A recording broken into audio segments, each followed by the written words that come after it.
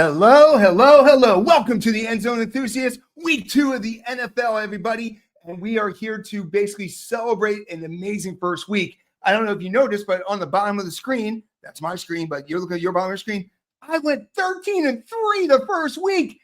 Wow, that's freaking awesome. But before we get started, why are we the End Zone Enthusiasts? Well, we are coaching enthusiasts. Notice I dropped these down a little bit here to make it a little bit more centered so you can see what's behind me. And we're roller coaster enthusiasts who are also football enthusiasts. So every time we do it, we do a different shirt. Just in Six Flags America, this is a park in DC, Baltimore, which is disappearing at the beginning of November. They're killing the park. So moment of silence for Roar and all the great rides there. But let's talk about the NFL here. And like I said, we went 13-3 the first week. So you know what? We have nowhere to go but down. But I am very solid with these picks. So we're going to dive right into it. We're going to tell you the matchups. We're going to tell you who we think they are. And then we're going to watch the games and see if we're right. So first one we want to talk about is, boom, Thursday night game. We don't need that thing scrolling on the bottom, do we? No, we don't. Thursday night game is a really good one. And it was good even before the season started. But now it's even more good. Better. We'll go with better. And this is the Washington Commanders, who I like to call the Commies, going up against the Green Bay Packers. Well, both teams are 1-0. They both won divisional games last week, but they're totally different types of games that you had there. You had Washington going against the New York Giants, which the Giants, they got a lot of problems and stuff like that. So even though Washington won, and they looked good doing it, Deebo Samuels was doing really good. A lot of people didn't think there was anything in the tank. There's stuff in the tank. Scary Terry's doing what Scary Terry does. Running attack was good. The defense basically handled the Giants. But now they're playing the Green Bay Packers. And what can we say about the Green Bay Packers? If you watched our power rankings, number 7 was the Washington Commanders, but number 3 is the Green Bay Packers. And they demolished their rivals, the Detroit Lions. Now, the Lions really, trying to get their footing there. They have a new offensive coordinator. They have a new defensive coordinator. But the story here is Green Bay, on every aspect of the game, dominated the Lions. Defense, they basically were going after Goff. They were stopping that double-headed Montgomery and Gibbs running attack here. They shut down Raw. There's really every aspect of the game on the defense they won. And then you throw in Michael Parsons, who's going to be playing more as the season goes on. He played less than 50%. Who knows? He might play 75% in this game there. And then offensively there, Jordan Love is a legit starting quarterback. And now he's utilizing his tools. He's in the system longer. He's learning the system. He knows the system. And then you got the running attack of Josh Jacobs. So I'm not going to drag this out here. Guys, the Pack is back and Washington's going to be 1-1. Packers are going to win this game. You can mark that. Now, there is no Friday game because who does Friday games here? But we have a lot of games because there's no bye weeks yet. We have a lot of games on Sunday. And the first one we're going to do is the battle to the bottom. Yeah, it sounds weird, doesn't it? Cleveland Browns against the Baltimore Ravens. Both of these teams are 0-1, all right? But yet again, they both got their different ways. Cleveland played Cincinnati to a T, and they should have won that game if it wasn't for their kicking. Everybody's talking about how bad, the offense is there. Or the quarterback controversy. The reality was the controversy was who's going to be the backups, not who the starter was. The entire time, Joe Flacco was going to be the starter. So that's not even a question there. And the running attack is getting better every week. And defensively, Cleveland, they handled Joe Burrow. They handled Chase. Both Chases, Chase and the running back Chase. They handled Higgins. Gesicki. Everybody on that offense, they were handled. There was a couple of sparks, but Joe Burrow the entire time was running for his life. So they lost, but they only lost to Cincinnati because of the kicking game. Meanwhile, Baltimore for 3.5 quarters was dominant. Buffalo could not stop Henry. They couldn't stop Lamar. They were moving down the field as much as they could whenever they wanted to. Then you had the collapse. And when I talk about collapse, I'm talking about everything had to go wrong for Baltimore to lose this game by 1 with no time left on the clock. And that's what happened here. So going into this game, both teams are hungry for a win and both teams think they can win. So who's my pick? The Ravens are not going to let it happen again. The Ravens are going to keep their foot on the pedal all the way. And really, the defense of Cleveland should handle Baltimore pretty well. But I really don't think that the offense of Cleveland is going to be able to handle Baltimore. So it's going to be closer than you think. But Browns are going to be 0-2, but not for lack of effort. The next game we have here is who's legit? Who's legit and who's going to quit? Well, this is the Jacksonville Jaguars against the Cincinnati Bengals. Now, we just talked about Cincinnati, how they didn't look great. They were handled offensively and stuff like that. So let's talk about Jacksonville. Jacksonville, it was a battle of the Tampa Bay offensive coordinators against Carolina. And they were pretty much dominant there. On every aspect of the game, Jacksonville was dominant. So you got one team that squeaked by because of a bad kicker, and you got the other team who was pretty dominant. Now, my concern is you're playing against the Carolina defense. They're not that great. Now, Cincinnati's not that great either. So this one is kind of a 55-45 with me picking, and I'll be okay either way it goes. But my gut is telling me it's going to be it's not going to be a slow start this year for the Kitties. Historically, Cincinnati gets off to a slow start. I think that they're going to make the adjustments and make sure that they get the wide receivers into this game. You're paying millions of dollars for those two wide receivers there with Cincinnati. You need to be using them more. All right. Chase Brown needs to be an afterthought in this one. I'd say you fire. And hopefully the defense is able to slow down Jacksonville. But even though it's a 55-45, I'm going to go with the Kitties. The next one here is another battle of the bottom. Who's the worst? The New York Giants against the Dallas Cowboys. Now, this game every year, I kind of root for a tie. Just because as a Philadelphia Eagles fan, both of these teams are our arch nemesis there. You got the Giants who, with the Phil Simms years and Lawrence Taylor used to wreak havoc on us. And then you got Dallas during the triplets generation there. So both of these teams, I could care who wins and stuff like that. But both of these teams got their different ways. The Giants were basically manhandled. Their defensive line is their strength and really their only strength on their entire team. So when we're talking about this, what you got to worry about at this point is, are you going to go with Russell Wilson or are you going to give Dart a chance to step up? Now, I'm recording this on Tuesday. I do all these recordings on Tuesday, so there might have been a change. Dart might be called right now. My gut's saying if you're going to stick with Russell Wilson, you're not gaining anything there. And even though you think you need wins, if you're going to keep your job, looking at you, Drabble, you do. But I also think you got to see what that young guy can do because you picked the young guy. You didn't pick Jameson Winston. You did not pick Russell Wilson. You picked Dart. So I think you should live or die with Dart. On the other side here, Dallas looked really good. I'm not going to lie to you. Defensively, offensively, they played really well. The running attack, I don't know if it was because Jalen Carter was out of the game, but it looked really good. So going into this, the Dallas should be the pick. And you know what? The Cowboys are going to win. I think the Giants at this point have way too many negatives as opposed to the positives on Dallas. So when it's all said and done, I got to go with the Cowboys. And it hurts to say that, but it hurts a little less because it is the Giants. The next one is who's worse? Part 2. If you are a Hot Shots fan there. Looking at you, Grassi. This is the Chicago Bears against the Detroit Lions. Both of these teams lost last week. Yet again, both of them lost completely different ways. Chicago was pretty much winning that game for 3 quarters until J.J. McCarthy with the Vikings finally woke up, realized, wait a second, I got Justin Jefferson. What am I doing? And they ended up pulling out that game. They won by 3. Chicago lost by 3. Meanwhile, Detroit was completely annihilated in Lambeau. All right. On the offense, the defense, even kicking, the Green Bay Packers dominated the Lions. So going into this game here, you got one team that played pretty good. And, it is the offense coordinator of Detroit, who's now their head coach. Meanwhile, you got Detroit. Now, I just said something there that's very important. Yes, the problem with Detroit is they lost both their coordinators. Well, guess who you're playing this week? You're playing your coordinator. And I guarantee you, everybody on that team has their eyes open, realizing people move on.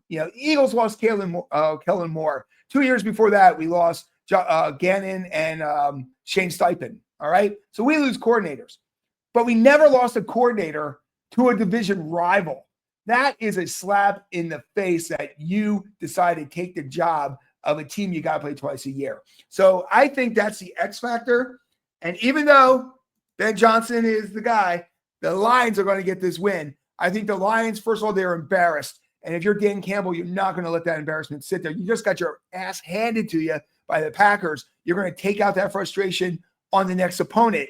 And when that next opponent is your old offensive coordinator team and a division rival, the Bears, it's time to open up a can of whoop ass. So you know what? Lions are going to take that one. The next one is slightly different. It is a battle for who's worse in the AFC. This is the New England Patriots against the Miami Dolphins. And both of these teams are 0-1. And both of them, I like to say that the Patriots played better, but it's hard to actually judge that. Both of these teams got beat pretty well. All right. One of them got embarrassed by Indianapolis. The other one got embarrassed by the Vegas Raiders. Both of these teams need to step up. Both of these teams are in a gut check mode. You've got the Miami Dolphins, who they haven't really lost much except their mojo. And without their mojo, they're not much there. Now, Tua's getting hit like crazy in the first game. I don't know if he's going to be able to survive the entire 16-game, 17-game season. With that being said, the Patriots are learning a new system. Drake May is still a young quarterback. So there's some growing pains on that end there. So on this end here, I'm going to say Miami does not fall twice. I think at this point, it is in Miami. So you got the home field advantage, whatever that is, this early in the season. But I think what's going to come down to it is more seasoned veterans. Yeah, yes, you have Stephon Diggs over on New England, but you've got a young quarterback who's second year. There's always a second year slump. Even if you're a success or you're a failure, there's usually a second year slump. So I just think Miami at this point is going to dust himself off. You know, McDaniels is fighting for his job. He is definitely on the hottest seat available, and we're going to see how it turns out. But my guess is telling me Miami's going to take it. The next one is the Wounded Warriors. Now, New Orleans, it's not that much as wounded. Last year, they were more wounded, but it definitely comes down this way to the San Francisco 49ers. The 49ers last year were decimated by injuries, and because of that, they got the easiest schedule in the NFL. All right, so congratulations on that. Your injuries gave you that. The problem is their injuries are continuing. Now, at the time of recording this, we don't know the status of Brock Purdy, and we don't know the status right now of Kittle. But from what I've been seeing, Kittle at this point might be out 2 or 3 games. When it comes to Purdy, he might be playing here. Either way, they're banged up. It is sad when CMC is one of the healthiest guys on your team, because remember, they don't have Ayuk. They are definitely hurting on the offensive side of the ball. On the defensive side of the ball, they're still doing pretty good. And that's why I am saying the Niners are going to limp into 2-0. Yes, they won last week against Seattle in a beat-up throwdown and stuff like that. They're going to do the same things to New Orleans. Now, with that being said, New Orleans, you're not going to get blown out. You definitely have some stars. Kamara, Chris Olave. You've got stars. You've got people there. Rattler is getting better every game. I think Rattler's going to be a serviceable, kind of like a Daniel Jones kind of, or Sam Darnold kind of guy over time. So yet again, you're going to be 0-2, but the sky's not falling. You're not getting blown out. The next one is on the way to the top seed. It's the Buffalo Bills against the New Jersey Jets. I'm going New Jersey this time. I can do it, my show. So the Jets actually played a very good game against the Steelers, and it came down to just 1 or 2 key plays that didn't get made or did get made. All right. Justin Fields is definitely showing that he deserves to be a starting quarterback in the NFL. He's also learning that you don't have to run every time. In the past, when he would get flustered, he would take off. Now he's staying in the pocket longer. He's surveying it. He'll step up instead of stepping all the way out. Meanwhile, Buffalo, he dodged a bullet. Let's be honest. I'm excited. I love the Bills, but man, you had Lady Luck on your side there. Some of those catches were, bouncing off one person's hands, going to another. Henry fumbling the ball, which hardly ever happens. You got lucky, but you got Josh Allen. So with this game going on there, the Bills are on a roll. And I think what they're going to do here is, remember, you're going against the Ravens, who can pretty much match you step by step when it comes to offense. If you're going to get a field goal, they're going to get a touchdown. If you're going to get a touchdown, they're going to get a field goal, and you're going to go back and forth here. Most teams cannot do that with the Bills. When they get Josh Allen and you get 2 touchdowns, 3 touchdown drives, they're up 17 points, all right? And I think that's the case with the Jets. The Jets are going to be, like I said, not pushovers. I don't see many real pushover teams this year, but Buffalo is going to be 2-0, and they're going to start taking control of that division. And to be honest with you, they're not looking at the division at this point. They want the top seed in the AFC, so everything has to go through Highmark. All right? Next one is Who Knew Who Bowl. Seattle and Pittsburgh? Really? These teams, not really rivals. Most people, if you're a fan of the teams, you're excited. But if you're not a fan of the teams, I'm not sitting there watching that game. If that's a Monday night game, I'm listening to Grossi. I'm not watching it. But one team is 1-0, the other one's 0-1. So Seattle played pretty well against San Francisco. Sam Darnold kind of went back into his old thing where he'll make that mistake or two that kind of hurts. And he was able to do that when he had Minnesota because you had Justin Jefferson, you had that whole team behind him who could actually pick up where the slack was with that defense. Seattle, you're kind of mid. You're definitely mid. Meanwhile, Pittsburgh, they won the revenge game, even though I don't think there was any revenge for Pittsburgh. They got rid of Fields. They grabbed Aaron Rodgers. All the revenge was on Justin Fields for letting him go and for the Jets for giving up everything for Aaron Rodgers and it amounting to nothing. But with that being said, this is a coin flip game, and I'm flipping it to the Steelers. When push comes to shove, you always got to look at the quarterbacks. And Aaron Rodgers has so much experience and plays smart that I think Darnold's going to be 0-2. All right, next. This could be an ugly game. The LA Rams against the Tennessee Titans. And one team won. The Rams are 1-0. Tennessee's 0-1. Why can this get ugly? Well, you've got a pass rush from the Rams with versus, and their entire pass rush is just brutal. Going up against a line in Tennessee that is not ready for prime time, to a rookie quarterback who just got his butt kicked at Denver, and a team that has severe lack of talent on the wide receiving core. I do believe in Tony Pollard, but you can't rely on your running back the entire game. Meanwhile, Matthew Stafford, he's got Puka, he's got Devontae Adams, he's sitting pretty. So at this point here, this is going to be a tough one. I believe you can even put Garoppolo in here at this point, and they would still get the victory. That's how much it's going to be a butt kicking. All right, next one is underachieved much? Carolina and Arizona. So Carolina at this point, nobody expects much for them. They expect Bryce Young to take the next step, which most people would expect. It's your third year now. But he seems to regress every year. He doesn't have a safety blanket anymore with Thielen. Adam, whatever, the guy who's with Minnesota, Adam Thielen. So with that being said, they're definitely underachieving. I'm talking about Arizona, even though they won last week, and I know I love them. I know Grossi loves them. You look at them on paper, Kyler Murray, that's one of their, top 20 quarterbacks, 15 quarterbacks. He's in the upper half of the quarterbacks. You've got James Conner, who just is ageless. Every year, he's just so set there. You got your tight end, McBride, kicks ass. And then you got Harrison Jr. So really, they're not underachieving yet, but you always have that point where, like, in November, December, they fall apart. But right now, Arizona is in top of the West, probably with the Rams. They're not alone in the top, but they will be 2-0. Next one is the D versus Dr. Jones. Denver Broncos against Indianapolis. Now, who thought this would be an interesting game in week 2, right? Well, Indianapolis went in there and opened up a camel whoop ass on the Miami Dolphins. They beat them on both sides of the ball. They beat them hard. They beat them solid. Daniel Jones, you can see why he was named the starter. Meanwhile, Denver, they threw the ball a lot. And I think it's time for them to go figure out the running attack because the offense wasn't crisp. Bo Nix, he is older. He's like 28 because he's an old rookie, but it is only his second year. So they're really relying on their D. And because of that, I really think the Broncos are going to kill the hype on Dr. Jones. I think that the defense is going to really mess with Daniel Jones in the pocket. He's going to not have the time he had before against Miami, and he's going to be shown why the Giants let him go.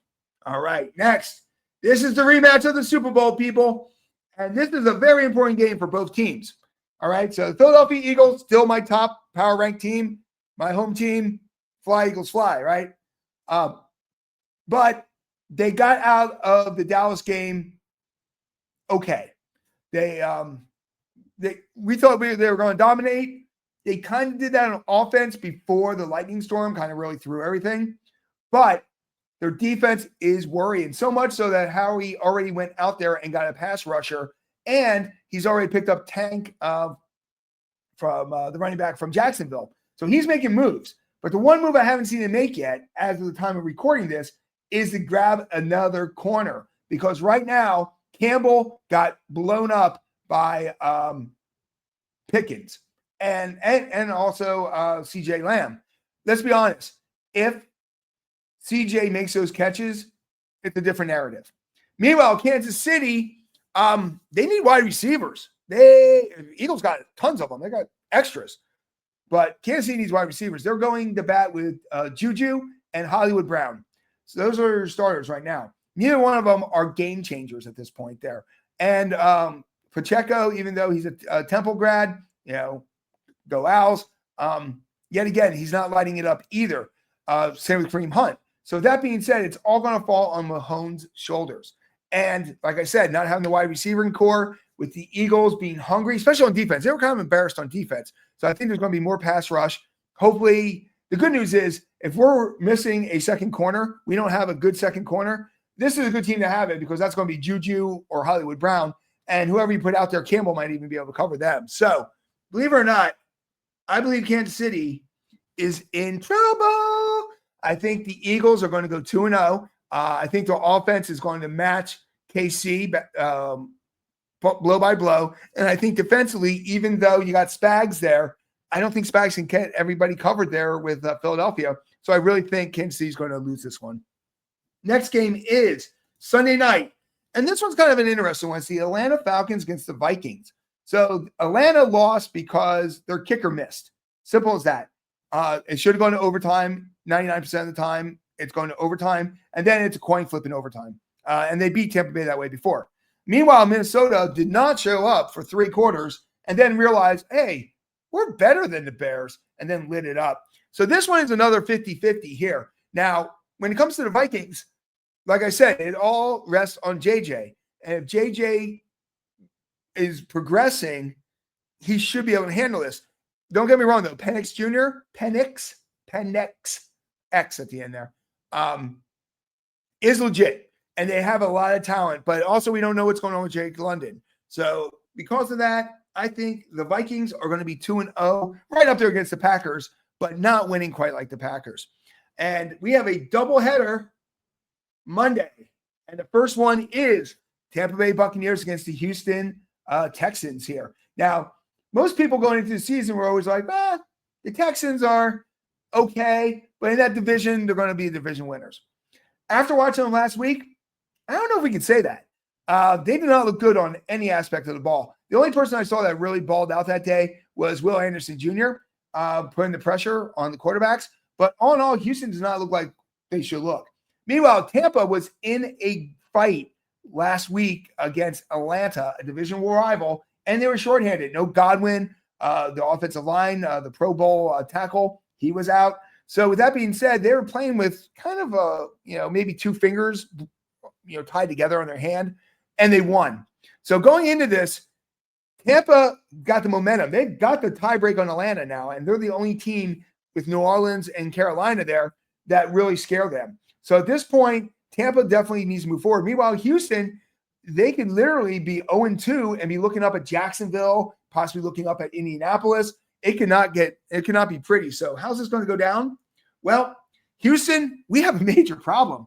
I think Houston's going to be 0-2, and I think that they're going to have to fight and earn the title this year in the AFC South. And I'll be honest with you, I think the team that's going to have their number, Jacksonville Jaguars. And the last game at 10 o'clock at night, I love these super late ones on the East Coast, is the LA Chargers against the Raiders. All right. Both teams won last week, and both teams got good victories. The Raiders beat New England, which is basically Pete Carroll against Mike Vrabel. Basically, Geno Smith was the difference there. On the other side there, the Chargers got a monkey off their back, all right? They could not beat the Chiefs. Every time they played the Chiefs, they ended up, I think, 7 in a row on the wrong side of the scoreboard. Well, they got that monkey off their back. So is this going to be a letdown game, or are they going to come full steam ahead and try to take out another division rival? Well, I'm going with the coin flip, but I'm going to go with the Chargers on this one. I think at this point, getting that monkey off their back, it's going to be like, wait, we have the tiebreak on Kansas City. They could be 0-2 by the time they see this game. We have a chance to actually dethrone the king. They're going to bring it. So those are our picks for week 2. So we're going to sit back. It's Thursday. We're going to go and watch Washington Green Bay. Let's see how we did. Now, the way this channel works is on Tuesday, we're going to do the wrap-up. We're going to see how the picks shaped up. I have a little scorecard here. We're going to see. Right now, I'm 13-3, so I'm doing pretty good. But that could end in a week, all right? You can go 3-13 very quickly in the NFL. Also, then on Wednesday, we do the power rankings.